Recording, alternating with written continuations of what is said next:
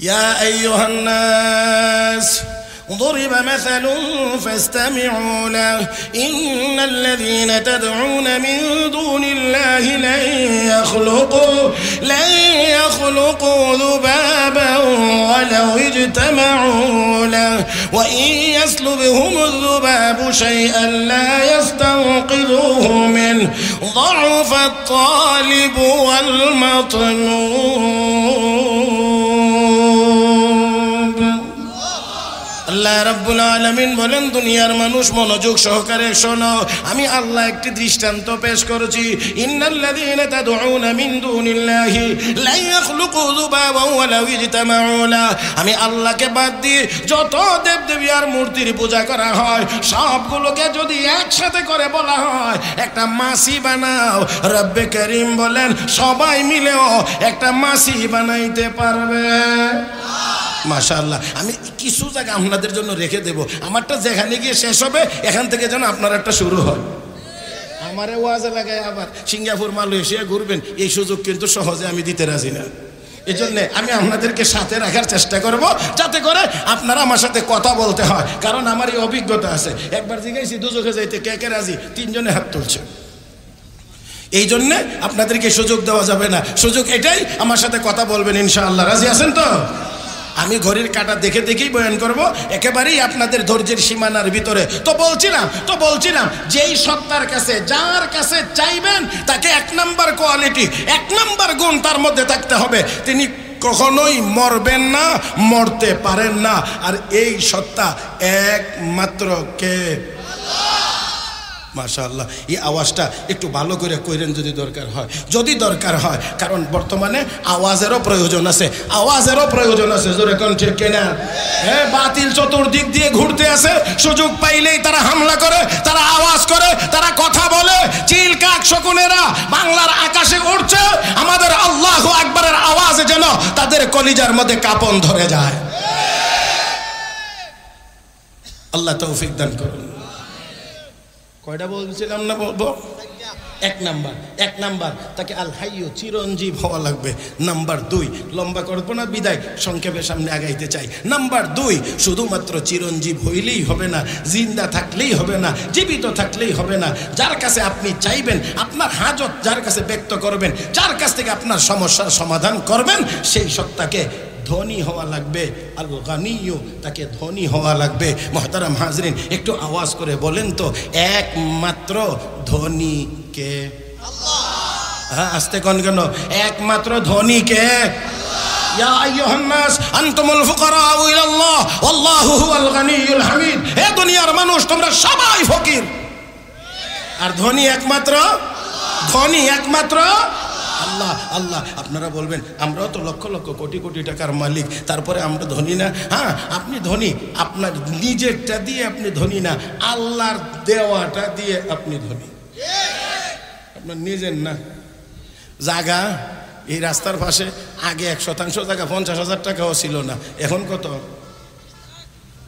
কথা কয় না আরে কথার কথা বলেন না একটা ধরেন 20 লাখ 10 লাখ 15 লাখ যতই হোক তাহলে এই যে জায়গার দাম বাড়ছে হ্যাঁ অনেক মানুষ দেখা গেছে মানে অল্প সময়ের ভিতরে অনেক টাকার মালিক হয়ে গেছে শুধু জায়গা রাস্তার পাশে থাকার কারণে হ্যাঁ তাহলে এই যে জায়গার দাম বাড়ছে এই জায়গাটা কার বানানো আর আসতে কয়েন কার আজকে সায়েন্স টেকনোলজি এত অ্যাডভান্স মঙ্গল গ্রহে তারা চিন্তা ভাবনা চালাইছে এখানে কি আছে না আছে খোঁজ খবর নিতে আছে চাঁদে মানুষ কিভাবে পাঠানো যায় সেই চিন্তাও করতে আছে পৃথিবী থেকে চাঁদে ফ্লাইট চালু হবে অপেক্ষায় থাকে চিন্তা করতেছে মানুষ নাকি বেশি হয়ে যাচ্ছে লোড বেশি হয়ে যাচ্ছে এখান থেকে কিছু মানুষ যদি ট্রান্সফার করা যায় চাঁদে তাহলে পৃথিবীর উপরে লোড কমবে আমি বলি আপনারা এত মাথা এত বুদ্ধি যে জমিন থেকে প্রায় 3.5 লক্ষ মাইল দূরের চাঁদে আপনারা মানুষ নিয়ে যাবেন বিমানের টিকিটের দাম কত হবে তো এত দূর চিন্তা আপনারা এত দূর পর্যন্ত মানুষ নিয়ে যাবেন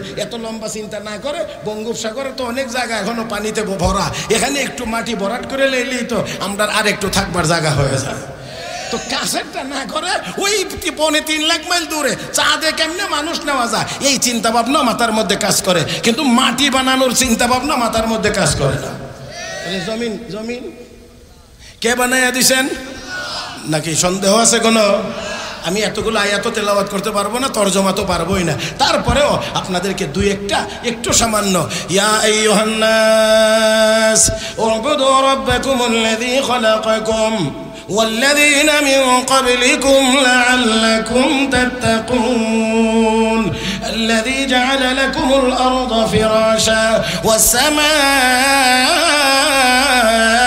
بناء وأنزل من السماء ماء فأخرج به من الثمرات رزقا لكم فلا تجعلوا لله أندادا وأنتم تعلمون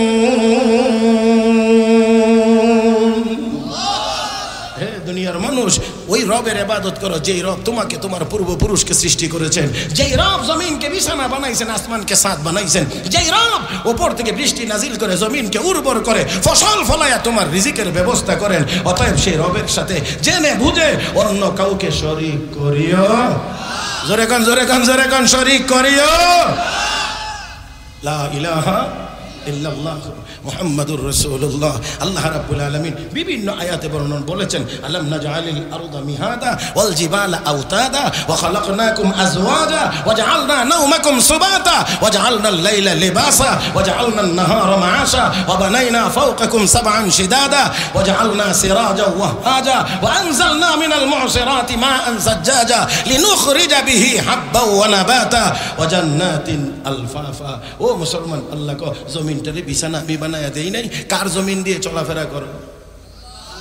আমরা কার জমিনে বসবাস করি? কার আসমানের নিচে বসবাস করি? আওয়াজ করে বলুন, চন্দ্র সূর্যটা কার? মুহতারাম হাজিরিন, তাহলে এই জমিন আল্লাহর, এই আসমান আল্লাহর, চন্দ্র সূর্য আল্লাহর, সব আল্লাহর। আমরা কার? এটা বেশি বুঝে আয় না। তবে আরেকজন মুসলমানের মরার খবর হইলে দোয়া কিন্তু হিডাই পড়ি, তখন যদিও বুঝি না কিন্তু পড়ি এটা। আল্লাযীনা ইযা আসাবাতুহুম মুসিবা ক্বালু ইন্না লিল্লাহি ওয়া ইন্না ইলাইহি রাজিউন।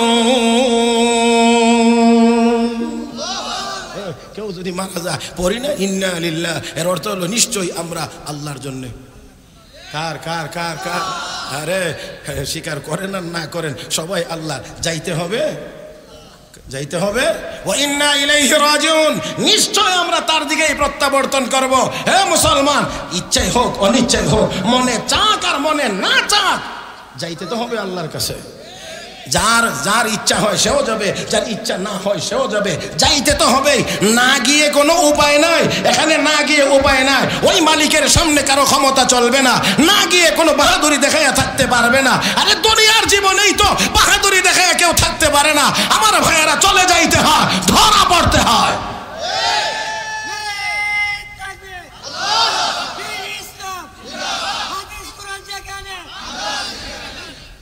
এই বুড়া বেড়ার এসকোডে, এই বুড়া বেড়ার এসকোডে আমি অনেকক্ষণ থেকেই শুনতে আসি। এই বেচারা আগের বক্তাদের সময়ও মাঝে মাঝে নারায়ে তাকবীর বলছে। এমন একটা জোয়ান মানুষ নাই যার একটু রক্ত গরম আছে, শরীরে শক্তি আছে, তার একটু এসকোডে না? হ্যাঁ, এই মুরব্বী বেটার ইমামতির দায়িত্বটা দিয়ে দিয়েছেন যে তাকবীরের ইমামতি আপনিই করবেন। আল্লাহ আল্লাহ আল্লাহ আল্লাহ। একজন জোয়ান মানুষ একটা তাকবীর দেন, কে পারেন ভালো? আল্লাহ, একজনও নাই, মাশাআল্লাহ। ওই যে রাহেন, বুঝছি বুঝছি, আমনেও একবারে ফুতাইল মুরিদ থেকে একটুও কম না। এই তাকবীরের মধ্যেই দুর্বলতা। তাকবীরও হতে হবে বলিষ্ঠ। নারায়ে তাকবীর যেই ভাগে বলবেন, যেইভাবে আল্লাহু আকবার উত্তরটা হবে সেইভাবে। কথা কয় না, কথা কয়।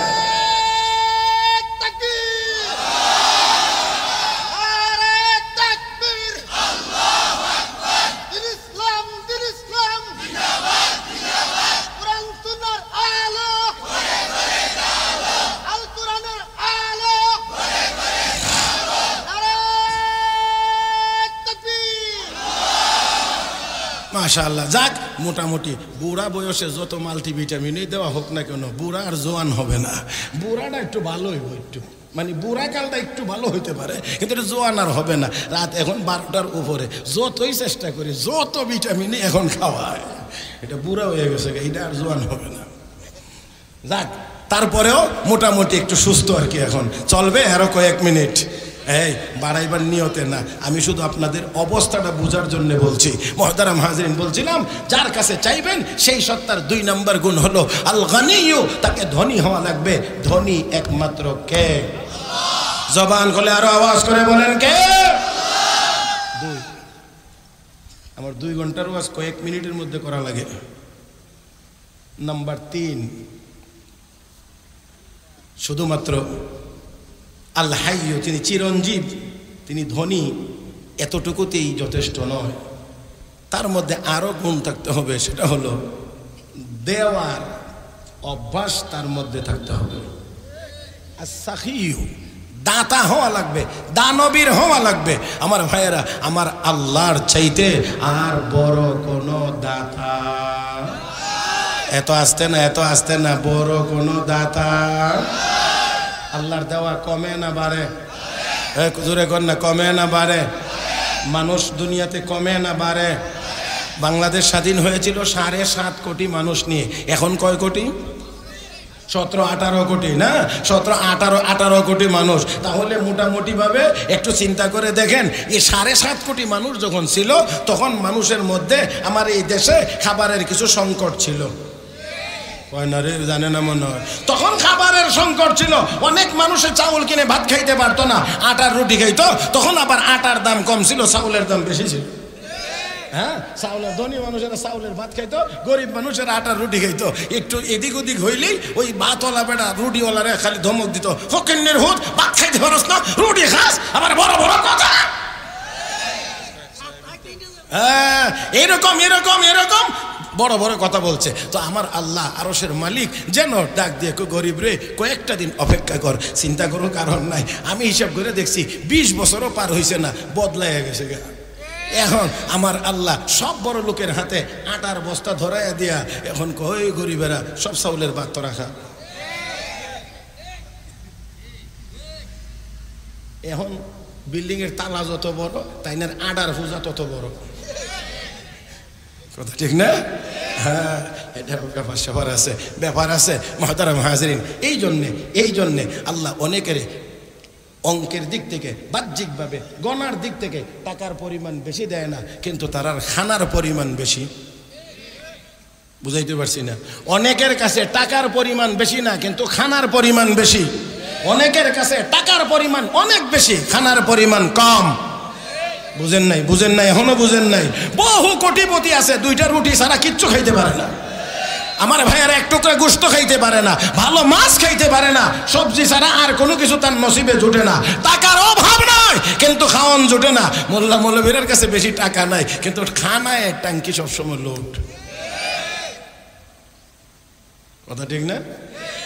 সময় নেই, এই জন্য আপনারা একটা ঘটনা মনে হয়েছিল, কিন্তু শোনাইতে পারবো না, এই জন্যে সময় নাই। আপনারা ধৈর্যহারা হবেন এই কারণে। আর বুজুর্গরা যে বসায় রাখছি, এরা বদদোয়া দিলে আমি শেষ। কথা বুঝেন? জি, রাজি আছে? আপনিও রাজি নি? হ্যাঁ হ্যাঁ হ্যাঁ, তাহলে একেবারে সংক্ষেপে, বড় না করে সংক্ষেপেই বলবো, লম্বাটারই সংক্ষিপ্ত আকারে পেশ করার চেষ্টা করব। রাসূলের সাহাবী হযরত আব্দুল্লাহ ইবনে মাসউদ রাদিয়াল্লাহু তাআলা আনহু ইন্তেকালের মুহূর্তে, তখন খলিফাতুল মুসলিমিন হযরত উসমান যুন নূরাইন রাদিয়াল্লাহু তাআলা আনহু, হযরত উসমান হযরত আব্দুল্লাহ ইবনে মাসউদকে দেখার জন্য গিয়েছিলেন। একেবারে আমার দিকে তাকায় শুনবেন, আর আমার দিকে তাকাইলে এখানে যত উলামা একরাম আছেন সবাইই আপনারা দেখতে পারবেন। দয়া করে চোখটা এদিক ওদিক লড়াইবেন না, এই মুহূর্তে লড়াইতে গেলেই ফেস লাগবে। দয়া করে কেউ এদিক ওদিক নেই। এখনের এই সারা রাতের ওয়াজের সবচেয়ে বেশি গুরুত্বপূর্ণ সময়টা এখন, আর এই সময়টা সর্বোচ্চ কাজে লাগানোর জন্য একেবারে আমার দিকে তাকায় কথা শুনবেন। আল্লাহ তৌফিক দান করুন। হযরত আব্দুল্লাহ ইবনে মাসউদ রাদিয়াল্লাহু তাআলা আনহু নবীর একজন প্রিয় সাহাবী, জলিলুল কদর সাহাবী, বড় আলেম সাহাবী, মুফতি সাহাবী, মুজতাহিদ সাহাবী, ফকিহ সাহাবী। বিশ্ব নবী একদিন ওই সাহাবীকে বলছেন, ইকরা আলাইয়াল কোরআন, আব্দুল্লাহ তুমি কোরআন তেলাওয়াত করো, আমি শুনবো। হযরত আব্দুল্লাহ ইবনে মাসউদ বলেন, আকরাউ আলাইকাল কোরআন ওয়া কাদ উনজিলা আলাইক, হুজুর আপনার উপরে কোরআন নাজিল হয়েছে আর আমি আপনাদের কোরআন পড়ে শোনাইতাম। নবীকে আমি না বলছি তোমাকে পড়বার লাগি, তুমি পড়ো। হযরত আব্দুল্লাহ ইবনে মাসউদ বলেন পড়া শুরু করলাম, আল্লাহর নবী শুনতেছিলেন। এক পর্যায়ে আমি তেলাওয়াত করছি, ফাকাইফা ইযা জিনা মিন কুল্লি উম্মাতিন বিশাহিদ ওয়া জিনা বিকা আলা হাউলাই শাহিদা। এই আয়াতের তেলাওয়াত করতে গিয়ে নবীর চেহারা মুবারকের দিকে তাকিয়ে দেখি বিশ্ব নবীর চক্ষু মুবারক থেকে ঝর্ণার মতো পানি পড়তে আছে। সে হযরত আব্দুল্লাহ ইবনে মাসউদ রাদিয়াল্লাহু তাআলা আনহুকে দেখার জন্য গেলেন।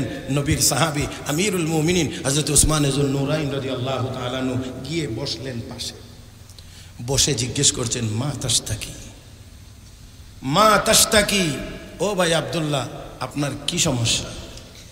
এমন একটি মুহূর্তে আমাকে আপনাকে জিজ্ঞেস করলে আমরা স্বাভাবিকভাবেই 2-4-5টা রোগের নামই বলে থাকি, ভাই diabetes high, pressure high, kidney damage, এটা ওইটা, অমুক তমুক, অনেক রোগের বিবরণ দেই। কিন্তু দেখেন নবীর সাহাবী কি জবাব দিলেন। হযরত আব্দুল্লাহ ইবনে মাসউদ রাদিয়াল্লাহু তাআলা আনহু বলেন, যখন ওনাকে হযরত উসমান জিজ্ঞেস করেছেন মা তাশতাকি, আপনার সমস্যা কি? হযরত আব্দুল্লাহ ইবনে মাসউদ বলেন, জুনুবি, আমার গুনাহই হলো আমার বড় সমস্যা।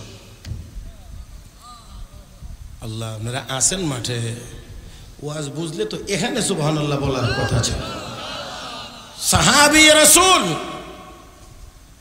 এত বড় জলিলুল কদর সাহাবী, ওনাকে জিজ্ঞেস করা হয়েছে আপনার কি সমস্যা, আর উনি জবাব দিয়েছেন জুনুবি, আমার গুনাহ হলো আমার বড় সমস্যা।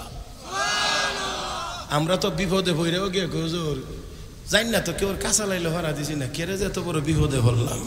সুদের 1 নম্বর মহাজন, এরপরেও জানিওই না যে কি ভাব করছে। নামাজ 40 বছরের ভিতরে পড়ছে না, তারপরেও বুঝেই না যে এ কি পাপ করছে। পর্দার কোনো নাম গন্ধ নাই, তারপরেও বুঝেই না যে কি পাপ করছে। খালি কেউর কাঁচা লাইলে ভরা দিছি না, কেউর কাঁচা লাইলে ভরা দিছি না। আমার ভাইয়েরা, আল্লাহর দেওয়া সীমানা বুলডোজার দিয়ে গুড়িয়ে দিতে আছে, কিন্তু বুঝে না কি পাপ যে করছে। ওলামা একরাম এখানে আছেন, জিজ্ঞেস করে দেখেন। প্রত্যেকটা রাষ্ট্রের সীমানা থাকে, আর আমার আল্লাহর রাজত্বের সীমানা হলো আলা ইন্না হিমাল্লাহি লা মাহারিমুহু, আল্লাহর নিষিদ্ধ বস্তু হলো আল্লাহর বর্ডার। কেউ যদি হারাম কাজে লিপ্ত হয় সে আল্লাহর বর্ডার ক্রস করে। আমার ভাইয়েরা, যাই হোক, হযরত আব্দুল্লাহ ইবনে মাসউদ রাদিয়াল্লাহু তাআলা আনহু বলেন আমার গুনাহ হলো আমার বড় সমস্যা। এবার জিজ্ঞেস করলেন মা তাশতাহি, ও ভাই আব্দুল্লাহ আপনার কি মনে চায়, কি মনে চায় এই মুহূর্তে আপনার? আমরা হইলে অনেক খাবারের তালিকা দিতাম, এই মনে চায়। হযরত আব্দুল্লাহ ইবনে মাসউদ জবাব দিলেন রাহমাতু রাব্বি, হে ভাই তোমার কি মনে চায়, আপনার কি মনে চায়? হযরত আব্দুল্লাহ ইবনে মাসউদ রাদিয়াল্লাহু তাআলা আনহু বলেন রাহমাতু রাব্বি, আমার আল্লাহর দয়া পাইতে মনে চায়। আল্লাহু আকবার। কি পাইতে মনে চায়? মরণের সময় দয়া পাওয়ার দরকার নাই না আছে? আমার আল্লাহর দয়া পাইতে বড় মনে চায়।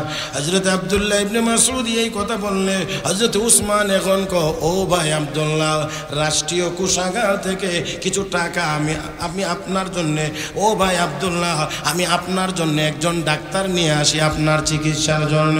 হযরত আব্দুল্লাহ ইবনে মাসউদ রাদিয়াল্লাহু তাআলা আনহু বলেন আত-তাবিবু আমরাদানি, বড় ডাক্তারই তো আমাকে রোগী বানাইছেন, আপনি আবার কোন ডাক্তার দিয়ে আমার চিকিৎসা করাইবেন? আল্লাহর নবীর সাহাবী হযরত উসমান ইবনে নুরাইন এবার বলেন ঠিক আছে, রাষ্ট্রীয় কোষাগার থেকে আপনার জন্য কিছু টাকা আমি পাঠায় দেই, আপনার কাজে লাগবে। হযরত আব্দুল্লাহ ইবনে মাসউদ রাদিয়াল্লাহু তাআলা আনহু বলেন লা হাজাতা লি, আমার কোনো প্রয়োজন নাই। আল্লাহু আকবার কোন, আল্লাহু আকবার কোন। ইন্তেকালের মুহূর্তে ওনাকে বলা হচ্ছে কিছু টাকা পাঠিয়ে দেয়, আপনার তোমার প্রয়োজন হবে, আপনার দরকার লাগবে, আপনার কাজে লাগবে। আর উনি উত্তর দিচ্ছেন লা হাজাত আলী, আমার কোনো প্রয়োজন নাই, আমার কোনো প্রয়োজন নাই। হে মুসলমান, বিশ্ব নবীর সাহাবী এই কথা বললে আমিরুল মুমিনিন হযরত উসমান এখন বলছেন ও ভাই আব্দুল্লাহ, আপনার কোনো প্রয়োজন যদি নাও থাকে, আপনার মেয়েরা আছে তাদের উপকারে আসবে, তাদের বড় কাজে লাগবে। এ ভাই, এই কথাটাই হলো আমার মূল জায়গাটা। হযরত আব্দুল্লাহ ইবনে মাসউদ রাদিয়াল্লাহু তাআলা আনহু বলেন আমিরুল মুমিনিন, আপনি কি আমার মেয়েদেরকে নিয়ে চিন্তা করেন? আপনি কি আমার মেয়েদেরকে নিয়ে টেনশনে আছেন? টেনশনের কোনো কারণ নাই, চিন্তার কোনো কারণ নাই। তার কারণ হলো আমি আমার মেয়েদেরকে আল্লাহর কোরআনের সূরা ওয়াকিয়া শিক্ষা দিয়েছি। আমি আমার মেয়েদেরকে কোরআন শিক্ষা দিয়েছি, সূরা ওয়াকিয়া শিক্ষা দিয়েছি। আর আমিরুল মুমিনিন, আমি আমার নবীর জবান থেকে আমার দুই কানে শুনেছি। এমন না অন্য সাহাবী বলেছেন আমি শুনছি, তা না, নবী বলেছেন আমি আমার দুই কান দিয়ে শুনেছি। কি শুনেছি? রাসূল বলছেন মান ক্বারা সূরাতুল ওয়াকিয়া ফি কুল্লি লাইলাতিন লাম তুসিবহু ফাকাতুন আবাদা। আল্লাহর নবী বলেন উম্মত, সূরা ওয়াকিয়া যে ব্যক্তি প্রত্যেক রাত্রে তেলাওয়াত করবে, রব্বে কারীম তাকে কখনোই না খাওয়ায়া রাখবেন না। আল্লাহ সূরা ওয়াকিয়ার আমল যার থাকবে সেই ব্যক্তি না খেয়ে থাকবে না। আমলটা করা যাবে তো ইনশাআল্লাহ? এই জোরে কর না ইনশাআল্লাহ। এই সূরার আমল শুরু করে দেন, ইনশাআল্লাহ ইনশাআল্লাহ রিজিকের দরজা খুলে যাবে। ঘরের ভিতরে মা বোনদেরকে গিয়ে বলবেন তারাও যেন সূরা ওয়াকিয়ার আমল করে। রিজিকের অভাব অনটনে আছেন, কামাই রোজগার হচ্ছে না, আল্লাহর দরবারে চান, আল্লাহর দরবারে চান, সবাইকে শিখিয়ে দেন সূরা ওয়াকিয়া। গরিবের নামাজের পরে সূরা ওয়াকিয়ার আমল, অবশ্যই অবশ্যই আপনার রিজিকের পথ খুলে যাবে ইনশাআল্লাহ। মুহতারাম হাজরিন, এই আমল তো আলহামদুলিল্লাহ মোল্লা মৌলবীরা আছে, এই জন্য টাকার পরিমাণ বেশি না হইলেও খাওয়ানোর পরিমাণ কথা কয় না কম নাই আলহামদুলিল্লাহ আলহামদুলিল্লাহ। যাই হোক, আসুন বলছিলাম দাতা হওয়া লাগবে, দানবীর হওয়া লাগবে। যার কাছে চাইবেন একমাত্র এত বড় দানবীর আর কেউ হতে পারে না, আর কেউ হতে পারে না। দানবীরও এত বড় দানবীর, দান করতেছে, দানের পরিমাণ বাড়াইতেছে। আগে না খাইয়া মানুষ কষ্ট করত, এখন বেশি খাইয়া কষ্ট করে। হ্যাঁ, আগে আমি কিছু প্রেসক্রিপশন দেখছি, কিছু ডাক্তার কিছু রুগীর ক্ষেত্রে বলছে এই মিয়া পেটটা বইরা খায়েন, এরকম মাঝে মাঝে পাওয়া গেছে। কিন্তু এখন আর এটা পাওয়া যায় না, গেলেই খালি কয় কমায় খান। যদি বাঁচতে চান সকাল সন্ধ্যা রুটি খান, কথা কয় না। এখন আর এটা কয় না বেশি খায়। তো আগে না খেয়ে কষ্ট করছে, এখন বেশি খাইয়া কষ্ট করে, কথা ঠিক না? তাহলে আসেন, আমার আল্লাহর দেওয়ার পরিমাণ এত যে সারা দুনিয়ার মানুষ, সারা দুনিয়ার জিন, সমস্ত মাখলুকাতকে যদি বলা হয় তোমরা যার যা মনে চায় তা আল্লাহর কাছে চাইতে থাকো, যার যা মনে চায় সব চাইতে থাকো। সব মাখলুক যদি চাইতে থাকে আর আমার আল্লাহ যদি দিতে থাকেন, মাখলুকাত চাইতে ক্লান্ত হয়ে যাবে, কিন্তু আমার আল্লাহ দিতে ক্লান্ত হবেন না। সমস্ত মাখলুকাত আল্লাহর কাছে চাইতে ক্লান্ত হবে, কিন্তু আমার আল্লাহ দিতে ক্লান্ত হবেন না। সমুদ্রে সুই ডুবাইয়া উঠাইলে পানি যাবে যত, আমার আল্লাহর ভান্ডার থেকে যাবে তত, কিন্তু সেই আল্লাহর কাছে চায় না। কিছু নাদান আছে, না বুঝে না শুনে আন্দাজি বিভিন্ন মাজারে বিভিন্ন দরগায় গিয়ে বাবার কাছে চায়। এত আসতে কইলে ওইখানে গিয়ে চাইবার জায়গা সেটা নয়, চাইবার জায়গা হলো আমার আল্লাহর দরবার। জোরে কোন ঠিক কিনা? কয়টা গেল? 3। 4 নম্বরটা বলেই শেষ করব, আর বিরক্ত করা যাবে না, কষ্ট দেওয়া যাবে না। 4 নম্বর হলো যার কাছে আপনি চাইবেন, যেই সত্তার কাছে চাইবেন, যার কাছে দোয়া করবেন, তাকে আপনি যে কোনো মুহূর্তে, যে কোনো জায়গা থেকে, যে কোনো ভাষায়, যে কোনো সময়ে আপনি চাইবেন, আপনার চাওয়াটা শুনবার, বুঝবার এবং চাহিদা পূরণ করবার মতো যোগ্যতাওয়ালা হইতে হবে। আসামিও তাকে শুনবার মতো ক্ষমতাওয়ালা হইতে হবে। আপনি যখন যেখান থেকেই চাইবেন শুনবার মতো যোগ্যতা তার থাকতে হবে। এবার বলেন, আপনি পানির নিচে সাবমেরিনের ভিতরে থেকেও যদি চান, তাহলে শুনবার মতো ক্ষমতা একমাত্র আছে কার? আল্লাহ রাব্বুল আলামিন শুনছেন, এই কথা আমাদেরকে জানায়ও দিয়েছেন। ওয়াদান্নুন إذ ذهب مغاضبا فظن أن لن نقدر عليه فنادى في الظلمات أن لا إله إلا أنت سبحانك إني كنت من الظالمين فاستجبنا له ونجيناه من الغم وكذلك ننجي المؤمنين আরেকটু জোরে কোন আল্লাহ ইউনুস আলাইহিস সালামের কথা বলছেন কিছুদিন না কোথায় ছিলেন জানেন না মনে হয় ইউনুস আলাইহিস সালাম কিছুদিন কোথায় ছিলেন মাছের পেটে মাছ থাকে কই হাইওয়ে রোডে বুঝাইতে পারছি না আপনারা আরেকটু স্ট্রং হন তো দেখি কয়েক সেকেন্ডের জন্য মাছ থাকে কোথায় পানিতে না রোডে রোডে না মাছ ছাড়লে মাছ বাঁচবে কয় না তাহলে পানির ভিতরে নিয়ে মানুষ রাখলে মানুষ বাঁচবে হ্যাঁ কথাটা বুঝছেন শুকনাতে মাছ এনে রাখলে মাছ বাঁচে না পানির নিচে মানুষকে নিয়ে রাখলে মানুষ ইউনুস আলাইহিস সালাম মাছের পেটের ভিতরে কেমনে বাঁচলেন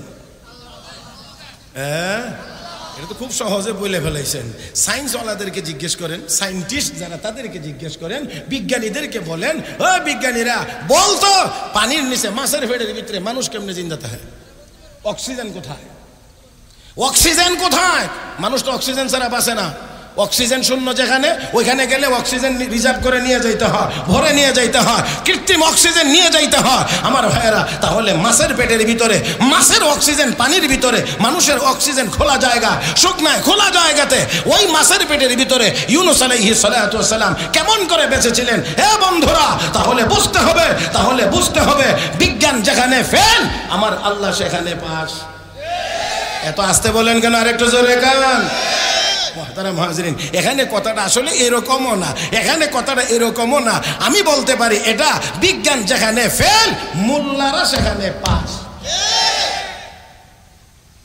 আমার ভাইয়েরা এখানে সায়েন্সের কাছে কোনো উত্তর নাই যদি জিজ্ঞেস করি আমি বহুবার জিজ্ঞেসি সময়ও দিছি কিন্তু কেউ বলে নাই যে কেমনে বাচ্চা ওই গুড়ায় কথা একটাই আসবে কারণ এখানে যদি আপনি বলেন যে হ্যাঁ পানির নিচেও মানুষ বাঁচতে পারে তাইও তোমারই না 10 মিনিটের লাগি রাখি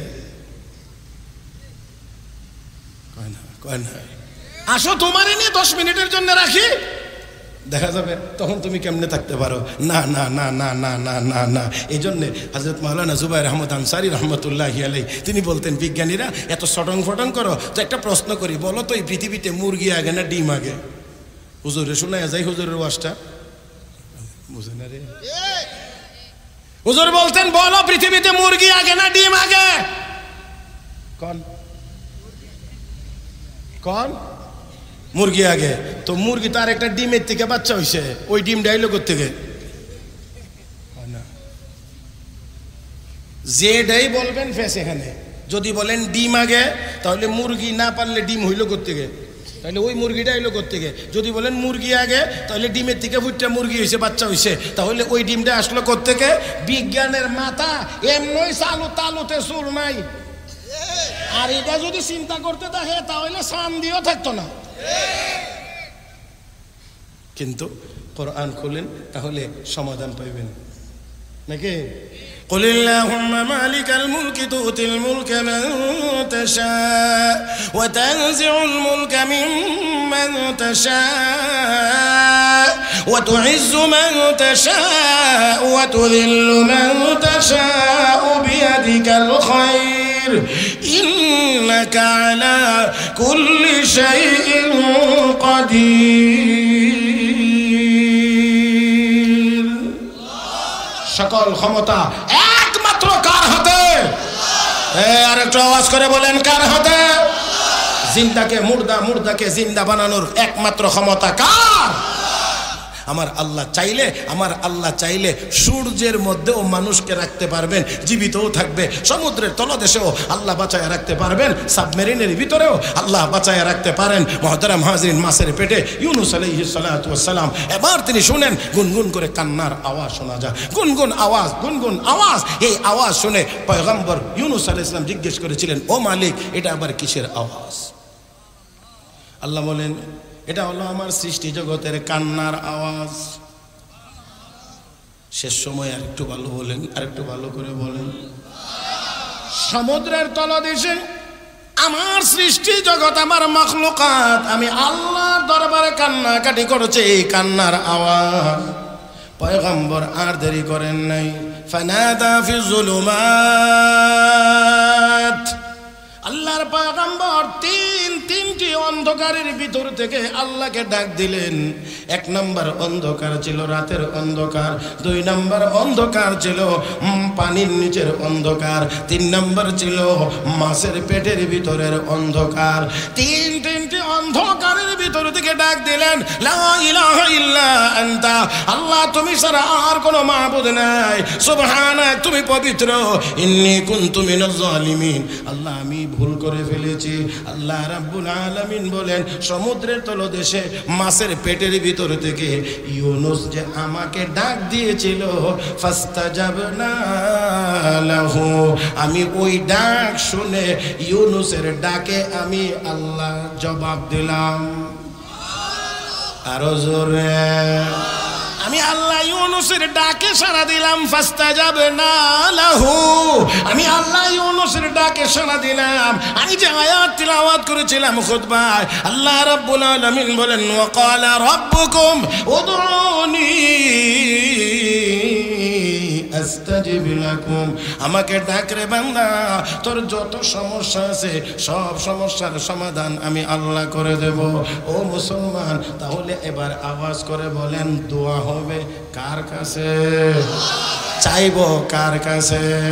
আমার ভাইরা, আল্লাহ ইউনুস আলাইহিস সালামের দোয়া শুনলেন, সাথে সাথে জবাব দিলেন, ফাস্তাজাবনা লাহু, আমি আল্লাহ তার ডাকে সাড়া দিলাম। ওয়া নাজাইনাহু মিনাল গাম, আমি আল্লাহ তাকে মাছের পেট থেকে নাজাত দিলাম। ওয়া কাযালিকা নুনজিল মুমিনিন, আল্লাহ বলেন, আমার হাবিবের উম্মতেরা, আমার এই নাজাত দেওয়া, আমার এই বিপদ থেকে উদ্ধার করে দেওয়া, এটা শুধু ইউনুস পর্যন্তই সীমিত না। হে আমার বন্ধুর উম্মতেরা শোনো, ইউনুস নবী যেমন করে বিপদের পরে আমাকে ডাক দিয়েছিলেন, তোমরাও যদি এমন করে ডাক দিতে পারো, ওয়া কাযালিকা নুনজিল মুমিনিন, কিয়ামত পর্যন্তই আমি আল্লাহ ঈমানদারদেরকে নাজাত দিতে থাকবো।